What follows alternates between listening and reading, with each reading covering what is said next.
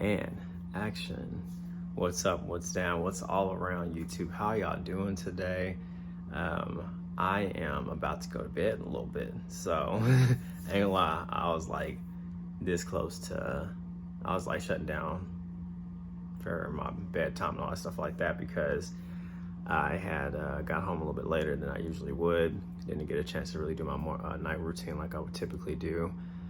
So I was like, man, I almost got to post my video. So had to do that for you guys and just to stay consistent as well, so I can continue to grow and just add value as much as I can.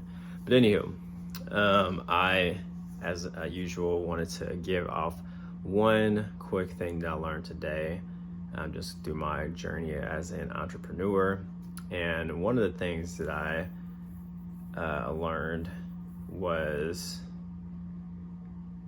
talked to my business coach today, and one of the things he talked about, and one of the question I asked him actually was, what are some ways that he learned during his process of like kind of when he was at the stage where I'm at right now. How did he learn? Did he just read a whole bunch of books and then take the principles from that book and then continue reading books, or did he stick with one book and learn that book and then applied it to his life until he had it? And it ended up being the latter.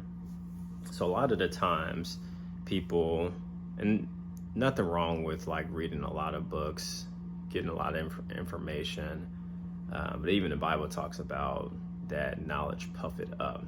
So which basically means you can have a lot of knowledge and get a big head, or in other words, you can have a lot of knowledge and think you know it all, but you don't actually apply that to your life. So I don't want to just be a consumer of knowledge. I want to be a practitioner of knowledge.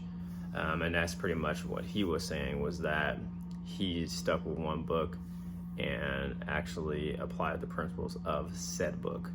So that's what I was planning on doing.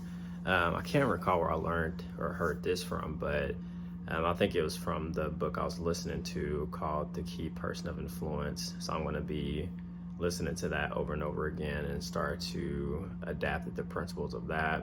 There's a few other books that I'm going to be like actually reading. That's an audio book, so I'm going to implement that in conjunction with the things I'm going to be reading. But that is the goal, is to essentially, and that's what I was going to actually mention, was that it's better to, it's not necessarily about reading 52 books in a year, but reading a book 52 times in 1 year and actually learning the principles of that book. So again, not necessarily the quantity of books that you read, but the quality of how effective, or the ability to apply those principles to your life. So that's what I'm going to do.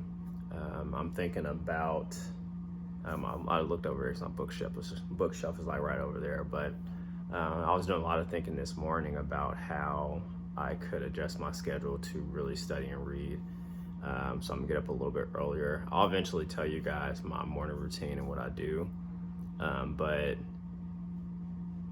the main thing that I wanted to focus on was just talking about not necessarily having to read a whole bunch of books, and again, nothing wrong with that by any means, but more focusing on the application of those books. So that's going to be my focus. I'm going to be really spending my mornings in the Word of God, that is. And I'm really looking forward to that, to learn more principles from the Word, but also principles from other books as well, so I can continue to learn and grow from that standpoint. But great lesson today. I'm really excited to get that started.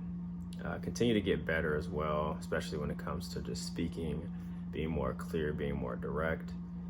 But not saying us, I can notice already I said a lot in this video, so please excuse that. I'm a little tired as well.